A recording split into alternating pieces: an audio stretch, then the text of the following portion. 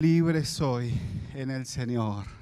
¿Cuántos fueron bendecidos mientras estaban alabando al Señor en esta mañana? ¿Cuántos fueron bendecidos? A ver, quiero ver esas manos.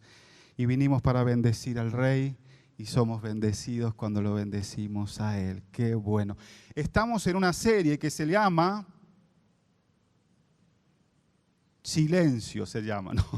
¿Cómo se llama la serie que estamos viendo y estamos predicando? No sos mi jefe, vos no sos mi patrón, no sos mi jefe. ¿Cómo decir no a aquellas emociones que quieren dominar nuestra vida, que quieren controlar mi vida? ¿Cómo le vamos a decir no? No sos mi jefe. Y hoy, en esta mañana, vamos a compartir cómo le vamos a decir que no a la culpa. Y hoy, en esta mañana, la vamos a mirar a la culpa en la cara y le vamos a decir, no sos mi jefe. Si te perdiste el mensaje de la semana pasada, por alguna razón seguramente muy importante, que no estabas acá, estabas de viaje o algo pasó, entonces quiero decirte que está en Facebook, lo puedes mirar y escuchar en YouTube también. La semana pasada vimos que lo malo que sale de nuestra boca es lo que lastima a los demás. Es lo malo que sale de la boca lo que lastima a los demás. Y si lastima a los demás, lastima nuestra relación con Dios.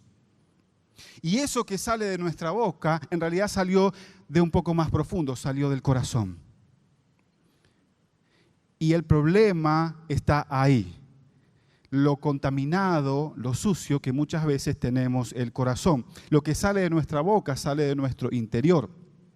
Es por eso que no solamente debemos monitorear, debemos chequear, debemos observar, debemos estar atentos por nuestra conducta, nuestras acciones, nuestras palabras. Dijimos también que palabras son actos del habla, sino que también tenemos que estar chequeando, observando, examinando nuestro corazón. Ahora, quiero hacerte una pregunta y te pido por favor que no la respondas en voz alta. Solo que lo pienses y respondas pensándolo. ¿Qué harías si podrías hacer cualquier cosa y nadie te descubriría? ¿Qué harías si pudieras hacer cualquier cosa y te saldrías con la tuya? ¿Qué harías si supiera que podrías hacer cualquier cosa sin tener ninguna consecuencia? Nadie lo sabría, nadie te indicaría, nadie te acusaría, nada pasaría. Te saldrías con la... ¿Qué harías? Si tendrías esa seguridad de que no te van a atrapar. Bueno, las respuestas las vamos a proyectar. No porque son aterradoras, ¿verdad? Cuando se apagan los filtros que monitorean nuestra conducta, cuando disminuimos el volumen a esos miedos, a los temores, al que dirán o al hecho de saber que alguien nos puede ver o nos pueden descubrir, lo que pasa es que se expone el corazón. El corazón queda al descubierto y se descubre en realidad lo que hay en el interior. Simplemente hasta ahora no lo habías pensado. De hecho, cuando hice la pregunta, algo horrible tal vez vino a tu mente. Pero en realidad salió de tu corazón. Sale de mi corazón. Ahora, la educación formal o informal, en casa, en el colegio o en distintos ámbitos que pueden impartirnos alguna clase de educación, nos ayuda a aprender a monitorear, a controlar, a comportarnos adecuadamente de acuerdo al tiempo y a la ocasión.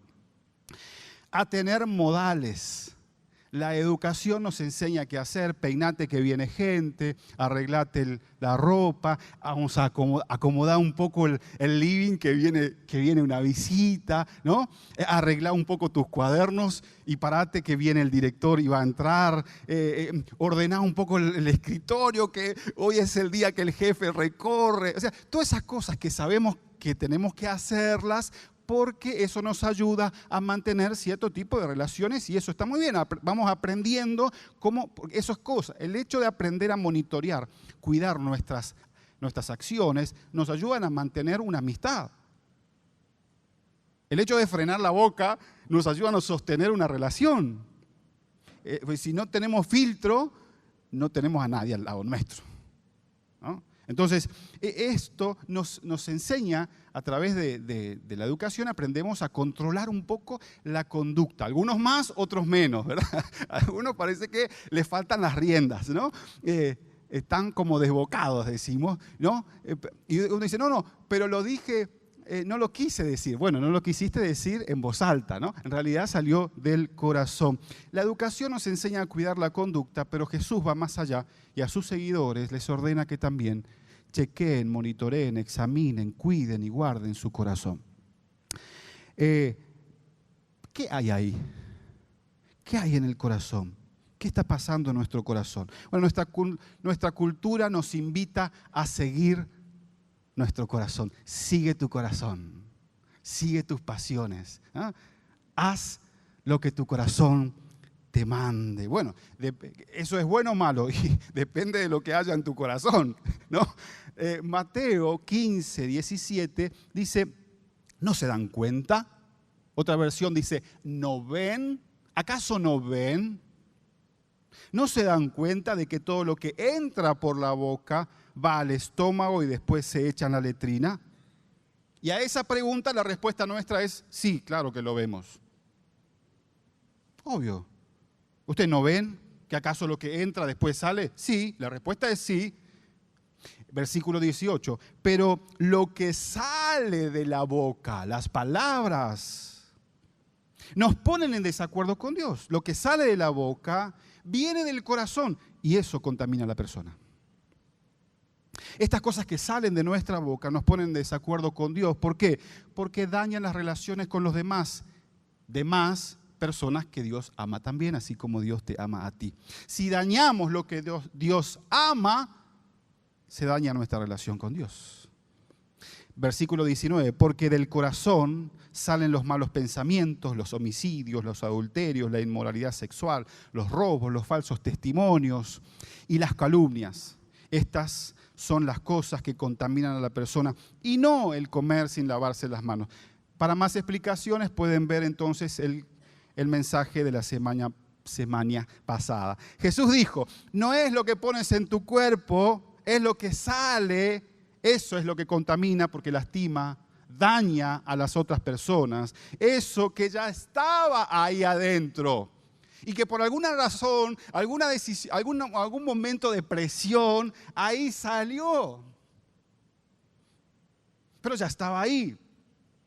Y todas esas palabras o acciones comienzan con un pensamiento.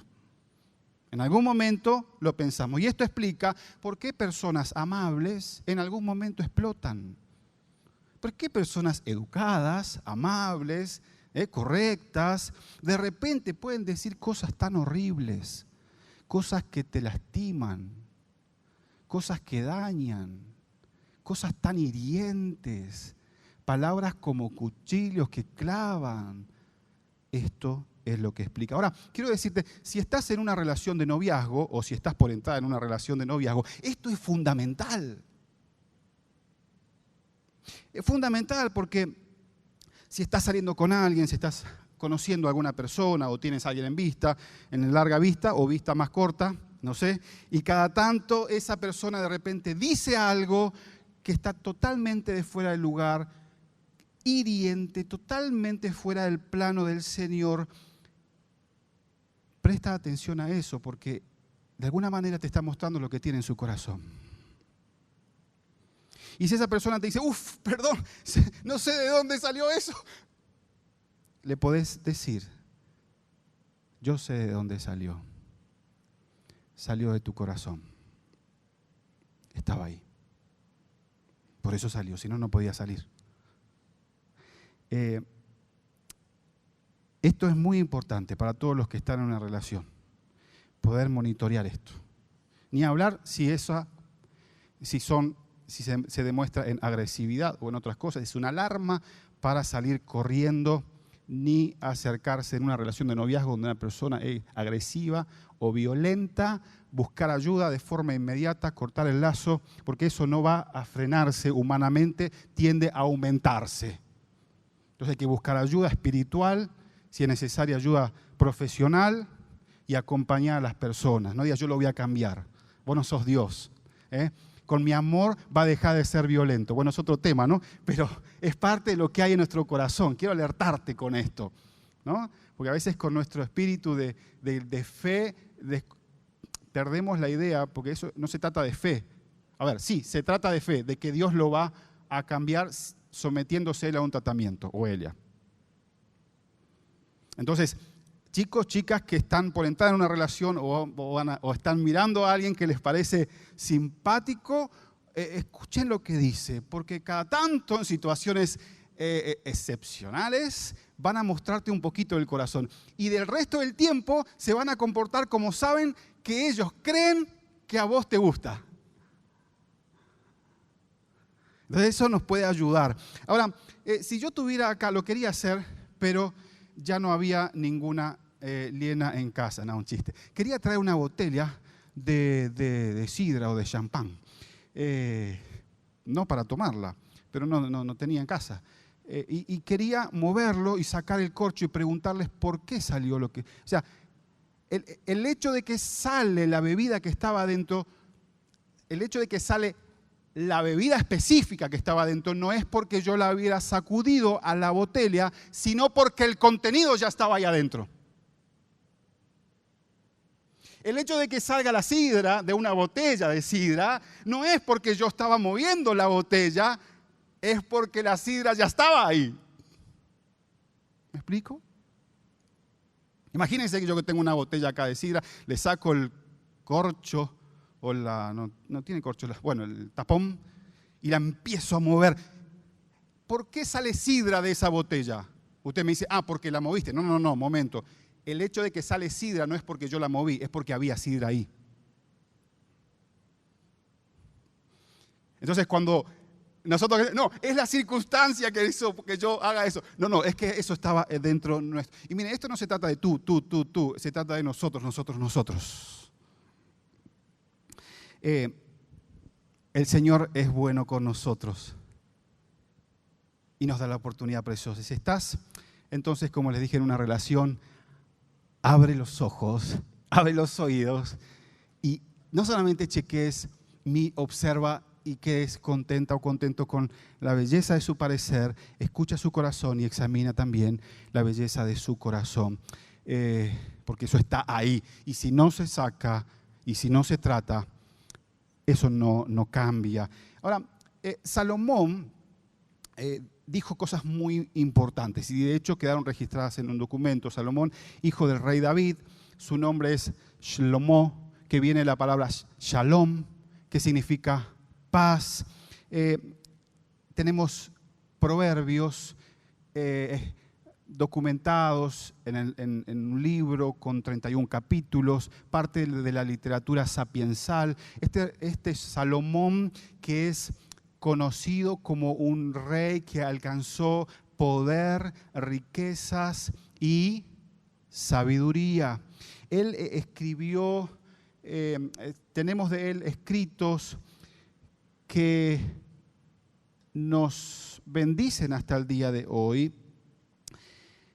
Es parte de la literatura judía y también de nuestra Biblia. Y en el capítulo 4 y el versículo 3 dice, él después de hablar en todo el libro de un montón de cosas que son importantes, va a explicar que hay algo que está por encima de todo lo que habló hasta ese momento. E iba a hablar, dice, por sobre todas las cosas, cuida tu corazón.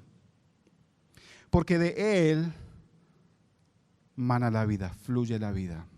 Este Salomón, este sabio escritor, que tenemos muchos escritos de él, este sabio que dijo y expresó tantas verdades acerca de la moral, del cuidado, de las relaciones, nos dijo que hay algo que está por encima de todo lo que estaba ahí, que es cuidar el corazón. Salomón habló de un montón de temas, pero él dijo que sobre todos esos temas había que cuidar el corazón. ¿Por qué? Porque todo lo que hagas, todo lo que hago, todo lo que decimos, en última instancia, fluye de nuestro corazón. ¿Por qué? Porque está ahí adentro. Por eso es que tenemos que vigilar no solamente nuestra conducta. Papás, cómo nos centramos en cuidar la conducta de nuestros hijos y hemos descuidado por mucho tiempo preguntarle a nuestros hijos, ¿cómo está tu corazón, hijo? Porque no lo puedo ver. ¿Le has hecho esta pregunta a tu hijo alguna vez? ¿Cómo está tu corazón? O a tu esposo, no solamente veas que se comporte bien, o que te mande un emoticón con corazoncito, besitos, bichi, no sé, algo así, lindo. Pero ¿cómo está tu corazón, mi amor? ¿Cómo está tu corazón? ¿Cómo estás cuidando tu corazón? Porque, ¿sabes qué?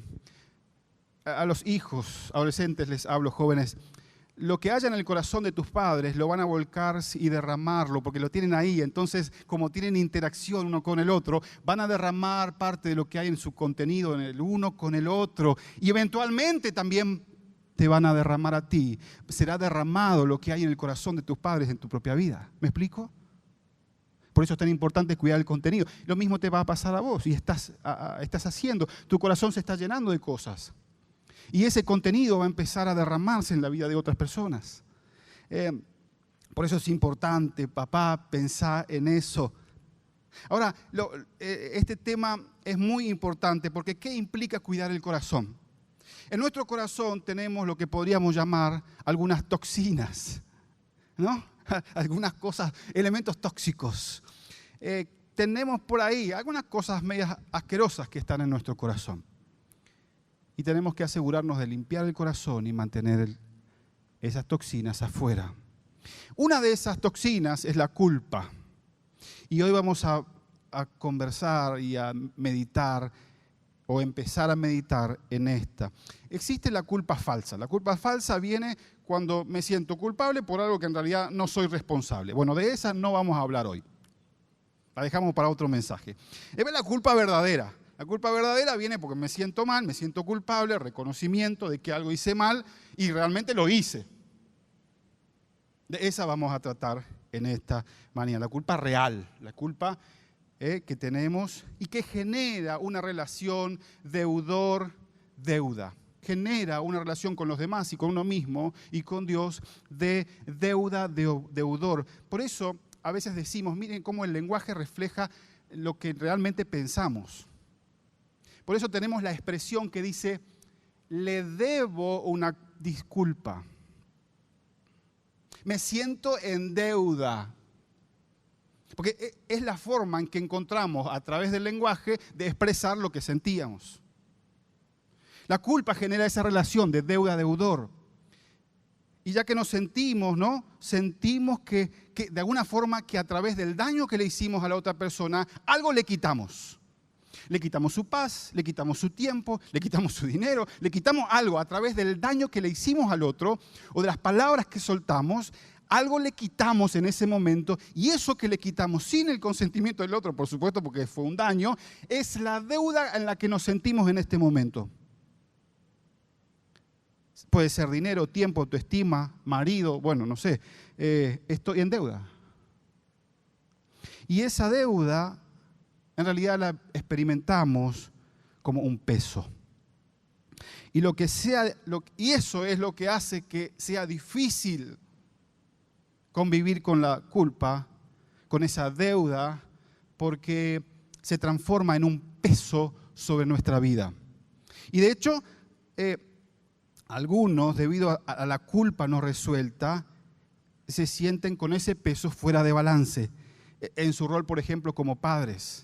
Como sienten culpa de no haber hecho lo que hicieron en su momento o haber hecho mal, después se van a otros extremos, padres o sobreprotectores o padres totalmente alejados y dejan que los hijos hagan. Y muchas veces eso es movilizado por la culpa, se vuelve un padre totalmente permisivo o un padre sobreprotector o una madre. Porque somos reactivos de alguna manera al pasado. Se muestra la culpa con agresividad muchas veces en nuestras relaciones o exceso de timidez. La culpa dificulta la capacidad de perdonar, de abrazar, de amar. La culpa hace que vivamos vidas desbalanceadas con un peso totalmente innecesario. Por eso, cuando lo resolvemos, mejor dicho, cuando Dios nos ayuda a poder resolverlo juntamente con Él, y ya no tenemos esa culpa, tenemos una palabra, nuevamente el lenguaje nos ayuda para ver qué es lo que experimentamos, que es, me quité un peso. ¿Cuántas veces escucho y lo he experimentado? Personas que después de confesar y de pedir perdón e intentar restituir, dicen, me quité un peso de encima. Y salen livianitos, casi ni tocan el piso. El peso de la culpa se lleva a todos lados. A veces lo tomamos en la oficina y lo llevamos y lo descargamos en la casa. A veces lo tomamos en el colegio con algo que nos ha pasado, un mal momento, bullying o algo con las compañeras, compañeros, alguien que nos defrauda. Y después vamos y lo descargamos contra mamá, que estaba ahí justo en ese momento, porque lo llevamos con nosotros mismos a todas partes. Algo interesante es que las personas que tienen esta culpa y no lo llevan al Señor para pedir perdón, les cuesta ver la relación que tiene la culpa con su ira. Las personas que no llevan esa culpa y el peso por haber hecho algo que estaba mal y no lo llevan a los pies del Señor, muchas veces son personas que explotan en ira, pero les cuesta muchísimo poder hacer la relación o darse cuenta que esa ira que están teniendo no es por ese momento o situación específica, sino que se trata de culpa que tienen por cosas que no fueron resueltas. Y si no lo resolvemos, la culpa generalmente se transforma en ira. Ahora, ¿por qué no enfrentamos la culpa? Porque si reconocemos nuestra culpa, nuestro fracaso, nos quedamos condenados, ya que no hay forma de deshacer el pasado. No puedo volver atrás a ese primer año en el que fui un desastre y ahora sí ser algo. No puedo. No puedo ir atrás y deshacer lo que ya hice. Porque el pasado fue diseñado para quedar atrás. No puedo volver a ese tiempo en el que fuiste agresivo y ahora ser cariñoso. No puedes volver a ese tiempo en el que fuiste desleal y ahora ser leal. No puedes volver a ese tiempo en el que mentías y ahora decirle, lo que puedes hacer es ahora ser honesto, leal, todo eso, pero no puedes volver atrás. Y esa es la cárcel en la que muchas veces nos encontramos. Nuestra historia. Y debemos resolver el pasado. Quiero decirte algo, no te define, pero tampoco debes negarlo. Muchas veces creemos la acusación del pasado a través de la culpa y yo soy así luego. Pero el pasado no te define, pero tampoco debes negarlo generando una narrativa que apunta a otros que tenían la culpa. En realidad fueron mis padres, en realidad era el contexto, en realidad era mi jefe tóxico que tenía insoportable, en realidad era la presión de la economía, en realidad eran otras cosas. Entonces, frente a esta culpa, muchas veces tenemos medio como humanamente dos opciones. O dejo que la culpa me defina y vivo como la culpa me habla, o invento una narrativa, invento una historia en la que en realidad yo no soy culpable, el problema son los demás. Quiero que escuches en esta mañana las palabras de un hombre arrepentido.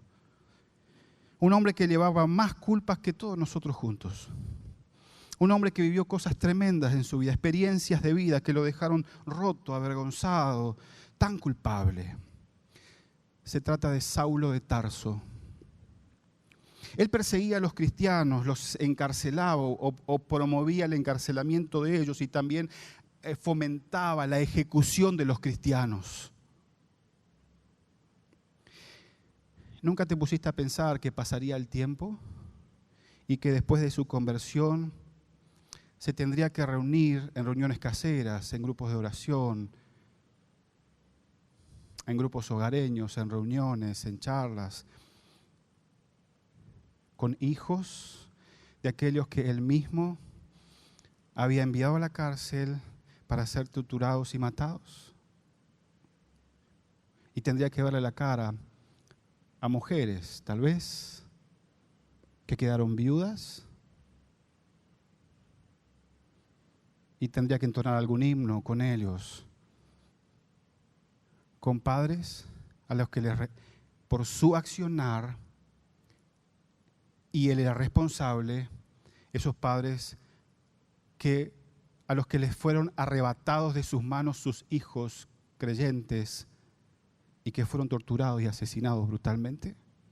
Y Pablo tendría que mirarlos a la cara y a los ojos, mamás, tías, primas, primos, padres, hermanos, vecinos, de gente que fue golpeada, encarcelada, brutalmente asesinado por el accionar directo de Saulo de Tarso. Y él tenía que hacer comunidad cristiana con ellos. El mismo que perseguía a la iglesia se reuniría más tarde con ellos, con esos familiares. Y este hombre, ya siendo cristiano, en lugar de dejar que la culpa lo defina, o en lugar de inventar una narrativa en la que él no es culpable y los culpables son los otros, negando su historia, en realidad lo que hace es documentar esa historia, lo escribe en lugar de dejar que la culpa lo defina o alejarse de ella con argumentos. Descubre un tercer camino, el camino que le muestra Jesucristo, el Rey de Reyes, el Señor de Señores. Y así, en una carta que escribió a los cristianos que vivían en la Roma de Nerón, les escribe en Romanos 8:1. Por lo tanto, ya no hay condenación para los que están unidos a Cristo Jesús. Ya no hay condenación para los que están unidos en Cristo Jesús. O para los que están en Cristo Jesús. La Reina Valera dice, ahora pues ninguna condenación hay para los que están en Cristo Jesús.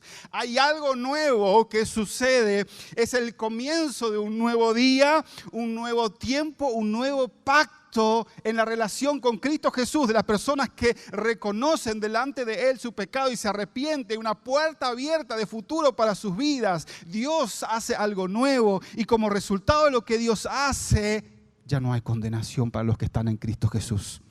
Hay un espacio, hay un lugar, hay un lugar espiritual donde el pasado es real. Donde tu pasado es real, no se niega, no se olvida, pero no te condena.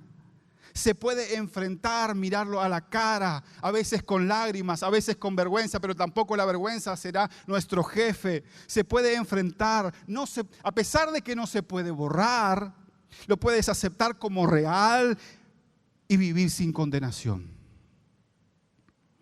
Ya no tienes que fingir en esa nueva realidad que Dios crea.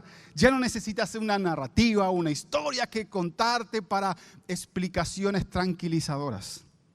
Ya no necesitas excusas, puedes enfrentarlo sin terror. ¿Dónde está ese espacio? ¿Dónde está ese lugar? El texto lo dijo, está en Cristo Jesús. Está en Jesús, es bajo el señorío, cuando Jesús es nuestro jefe. Ese es el lugar donde ya no hay condenación. Aquellos que reconocen su pecado y reciben a Jesús como Salvador y Señor, ahora están en Cristo Jesús. Y ahora ya esa culpa que antes los atormentaba y a veces los definía, o ellos tenían que inventar una historia para poder sobrevivir cargando ese peso, ahora ya no tienen esa condenación delante del Señor Jesucristo. Porque no hay condenación para los que están en Cristo Jesús, a los que están unidos en Él. Volvamos al texto, Romanos 8, 1 y 2 estamos leyendo. Por lo tanto, ya no hay condenación para los que están unidos a Cristo Jesús. Leo en NBI. Pues por medio de Él, la ley del Espíritu de vida me ha liberado de la ley del pecado y de la muerte. Ya no hay condenación a los que están en Cristo Jesús, unidos a Él, pues por medio de Él, de Jesús, la ley del Espíritu de vida me ha liberado del pecado y de la muerte. Cuando entramos en esta nueva relación con Jesús, este nuevo pacto, Dios tiene un estándar diferente al del pecado, a la ley del pecado y de la muerte. Diferentes leyes. Ahora, la ley del pecado y de la muerte, ¿cómo funciona? ¿Cómo funciona lo que está diciendo Pablo acá, que habla de dos leyes, la ley del espíritu de vida y la ley del pecado, la muerte? ¿Cómo funciona la ley del pecado y la muerte? Funciona así, cuando pecas, cuando peco y te sientes atascado en el pecado, cuando lastimas a alguien con tus palabras hirientes que salen de tu boca, pero en realidad salieron del corazón y te sientes culpable con razón, porque realmente lo eres o lo soy, no hay forma de volver al pasado y borrar lo que hicimos y ahora sí hacerlo bien. Puedes arrastrarte por la vida o rechazar, en realidad poner excusas de lo que ha pasado, pero estás atrapado. Estás atrapado en la condenación y la culpa es tu jefe. Porque hiciste algo que está mal, lo arruinaste, no podés volver atrás, no hay forma de volver atrás por más que digas un montón de cosas y te sientes culpable y entonces tengo dos alternativas: ando por la vida arrastrado con el peso de la culpa o invento una historia en la que en realidad yo no fui el culpable y el culpable son los demás. Esa es la ley del pecado y de la muerte, porque quedamos atascados en el pecado. Pero la ley del Espíritu, dice el texto bíblico, que hay una ley del Espíritu. Te ha liberado. La ley del Espíritu te ha liberado. ¿Y cómo lo hace? Lo que la ley del pecado y de la carne no pudo hacer, Jesucristo lo pudo hacer. Lo que la ley del pecado y la carne no podían hacer, Jesucristo sí. Las leyes humanas, nuestras leyes, nos ponen un estándar, una línea. Y cuando pasamos la línea nos dice culpable, castigo. Así funciona. Marca una línea y cada vez que pasamos la línea nos dice sos culpable, mereces castigo. Lo único que pueden hacer es marcar ese estándar. La ley humana no puede restaurar tu corazón. No puede darte un nuevo corazón. No puede hacer que vuelvas al pasado y que eso cambie. La ley es un recordatorio de que eres culpable. Y te dice, buena suerte con eso. Vive con eso. Arrástrate o niégalo. Más de eso no puedo hacer.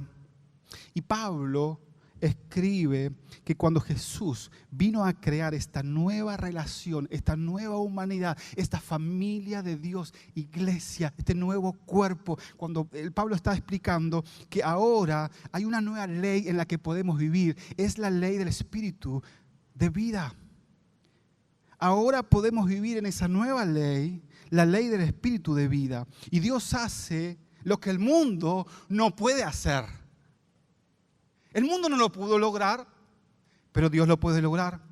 Y cualquiera que sea la ley que has violado y tu conciencia te marca que eres culpable y suena y resuena, lo que el mundo no puede hacer, Dios sí lo puede hacer. Romanos 8:3 dice, porque lo que era imposible para la ley, lo que los hombres no podían lograr, lo que era imposible para la ley, por cuanto era débil por la carne, Dios, enviando a su Hijo en semejanza de carne de pecado, y a causa del pecado, condenó al pecado en la carne. ¿Qué está diciendo? Lo que el mundo no puede hacer, Dios lo puede hacer. ¿Cómo lo hizo? Por medio de Jesús. Enviando a su único Hijo perfecto como ofrenda, enviando a Jesús, quien no era culpable, que se hizo carne y habitó entre nosotros.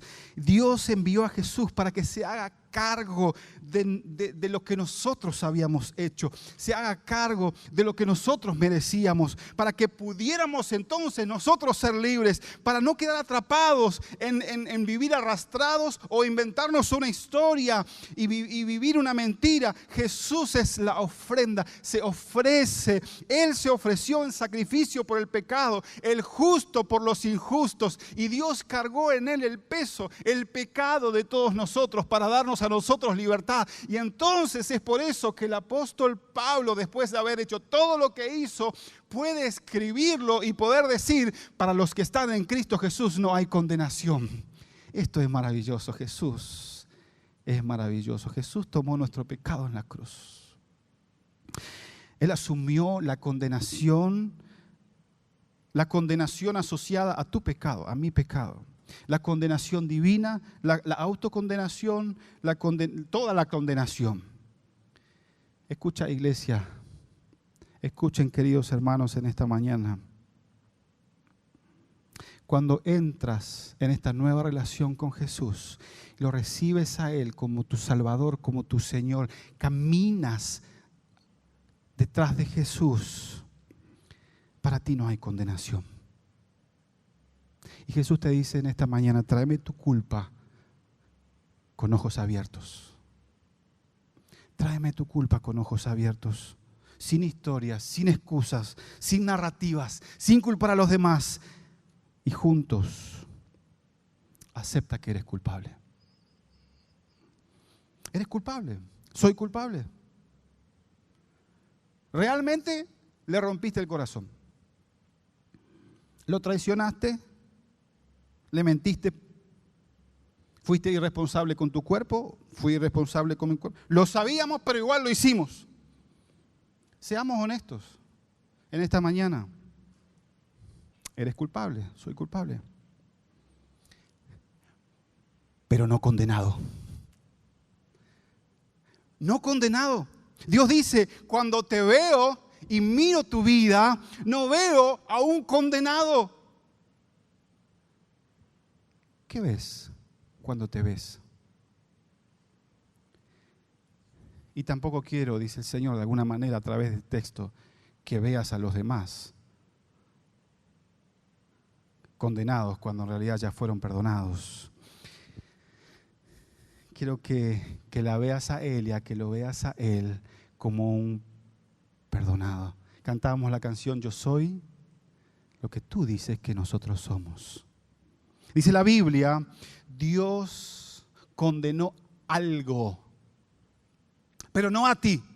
Condenó el pecado que estaba en nuestra carne, pero no a nosotros. Romanos 8:4 dice: así condenó Dios al pecado en la naturaleza humana. ¿Vieron? ¿Escucharon el texto? Así condenó Dios al pecado en la naturaleza humana, a fin de que las justas demandas de la ley se cumplieran en nosotros, que no vivimos según la naturaleza pecaminosa, porque ahora fuimos renovados y tenemos una nueva naturaleza, sino que vivimos conforme al Espíritu Santo. Significa que Dios te ha restaurado.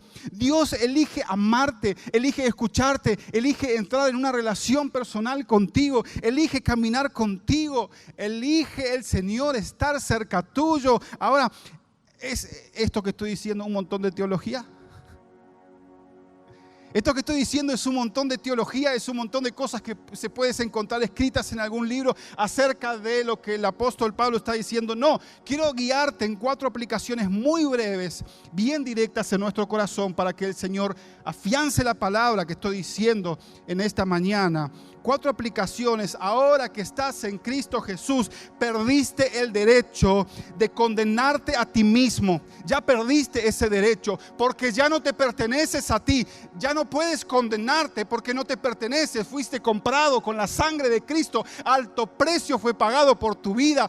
Ya no te perteneces a ti, y Cristo ha pagado el precio. Y cuando Dios te ve, Él ve a Cristo y su sangre y el precio pagado, y nos invita a nosotros a caminar siguiendo a Jesús. Y cuando tenemos culpa real porque hemos fallado, y cuántas veces lo hacemos, acercarnos a los pies de Jesús y decirle: perdón, traigo mi culpa a ti. No voy a andar por la vida con el peso arrastrándome por la culpa. Tampoco voy a inventar una narrativa que me haga inexcusable de todo, sino que me hago cargo. Puedo mirar y decir: Señor, es cierto, he pecado, recibo tu perdón, no quiero vivir bajo condenación. Padre, obra en mi vida. Quiero decirte, número 1, perdiste el derecho de condenarte a ti mismo. Número 2, la culpa te hará recordar, pero no te definirá. La culpa te hará recordar. Es cierto, Es cierto. Viví eso. ¡Qué grande que es el amor de Dios! Es cierto. Lo arruiné y me perdonó. Es cierto, la culpa, cuando eres cristiano, un hijo de Dios, es un punto crucial en la historia de tu vida que no te hace negar. No, las cosas viejas pasaron. Sí, es cierto que las cosas viejas pasaron, todas son hechas nuevas. Pero ¿cómo Dios las hace nuevas? Cuando nosotros reconocemos nuestros errores y pecados y llevamos eso delante del Señor, podemos decir, sí, es cierto. Fue el peor año de mi vida. Más que nada, dice, todo el tiempo lastimé a la gente que más amaba. Obvio, porque la gente que esté cerca tuyo va a recibir lo que tenés en tu corazón. Funciona así. Pero la Biblia dice que el que a muchos se le ha perdonado, mucho ama. Y es un punto en tu historia de la vida que podés pararte y decir, es cierto, fui un desastre y soy culpable porque lo hice,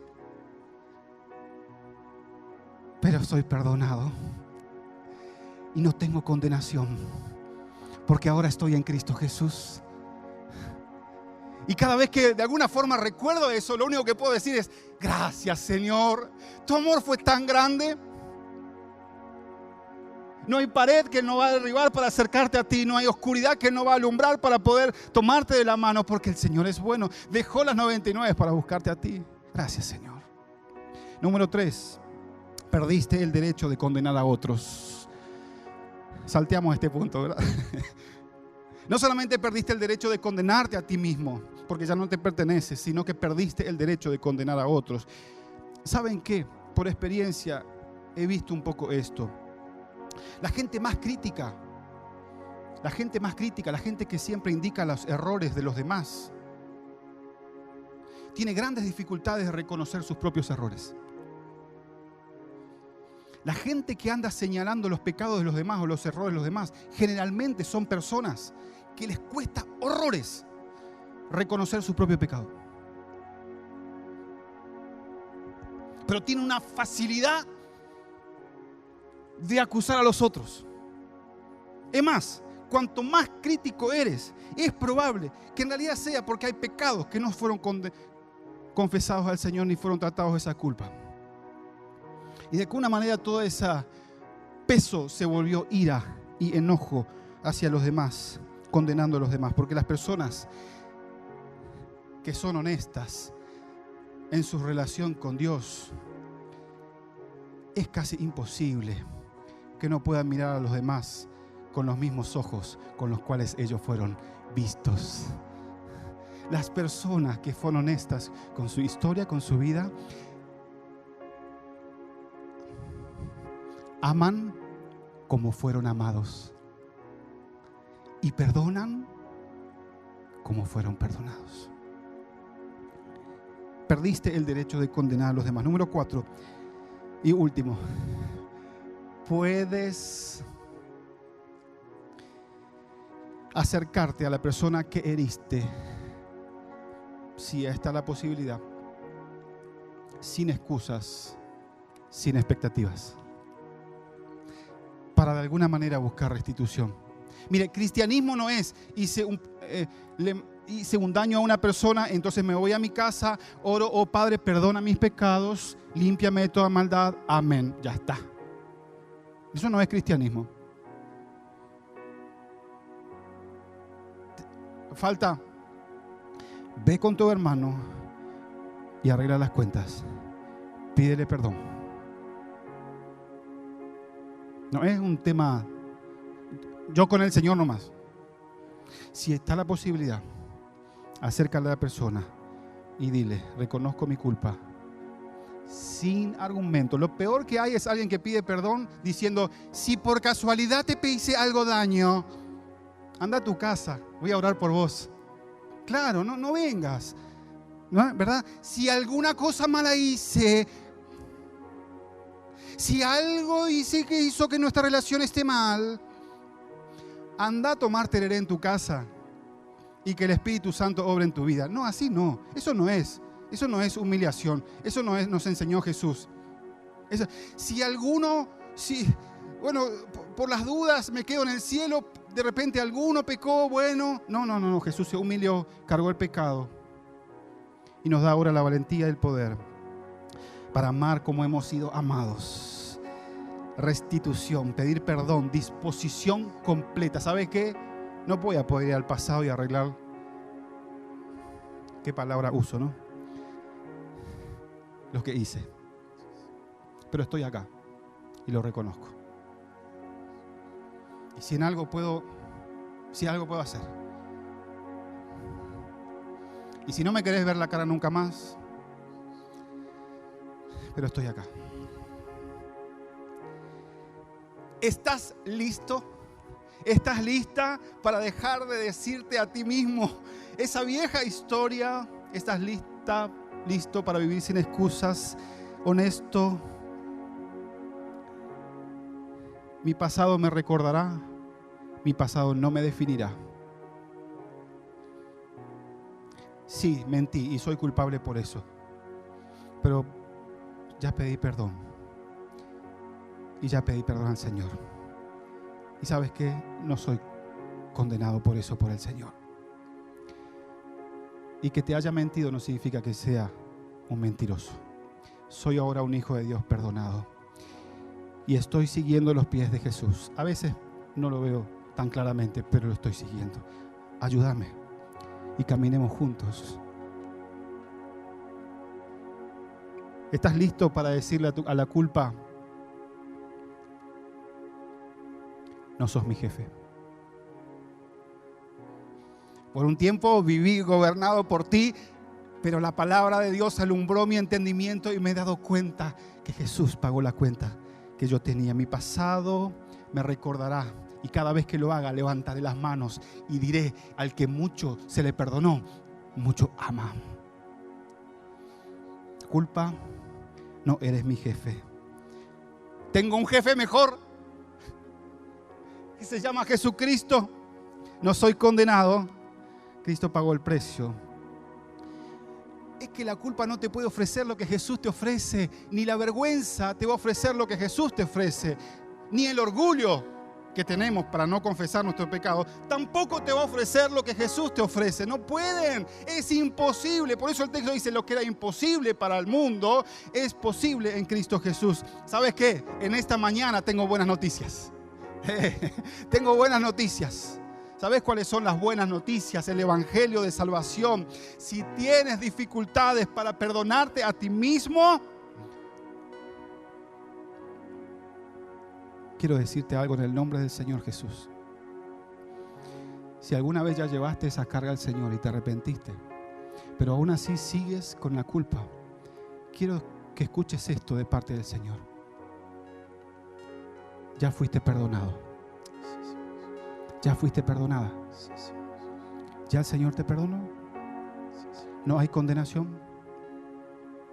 No hay condenación para los que están en Cristo Jesús, porque Él pagó el precio por nosotros. No necesitamos vivir arrastrados, ni vivir inventando una historia. Necesitamos llevar nuestra carga a los pies de Jesús. Por eso Él dice: venid a mí. Ya ha sido perdonado. No hay condenación para los que están en Cristo Jesús. Vamos a orar.